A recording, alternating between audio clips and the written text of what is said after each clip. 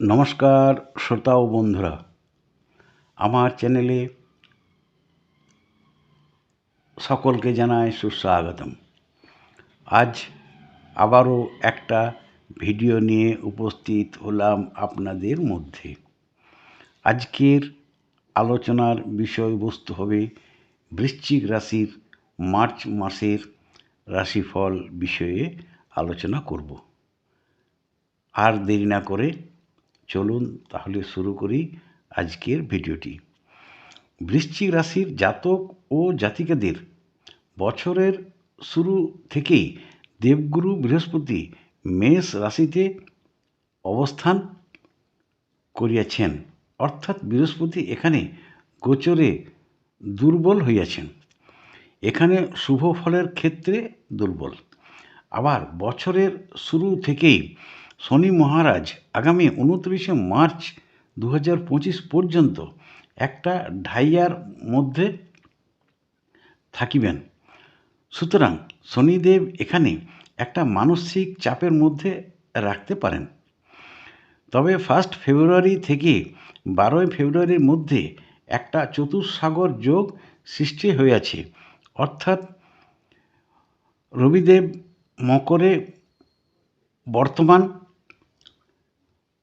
1 ফেব্রুয়ারি বুধ গ্রহটি মকরে অবস্থান করিয়াছেন।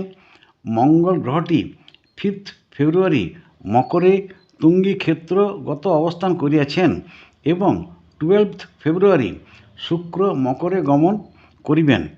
এই যোগটি দীর্ঘদিন পরে এই 4টি গ্রহের একত্রে সম্মেলনে হইয়াছে, অর্থাৎ এটিকে চতুর্সাগর যোগ বা দুর্লভ রাজযোগ বলা হয়ে থাকে। এই যোগটিতে প্রচুর অর্থ লাভের সহায়ক হইবেন এবং প্রভূত শুভ ফলের দ্যোতক হইবেন এবং কেতু সম্মান বৃদ্ধি বাড়াইবেন, অর্থ লাভের কারক হইবেন ও ভোগ সুখ জীবনযাপন করাইবেন। তাছাড়া কর্মক্ষেত্রে প্রমোশন হইবার সম্ভাবনা থাকে। সামাজিক পদপ্রতিষ্ঠা মান সম্মান প্রতিষ্ঠিত হইতে পারে।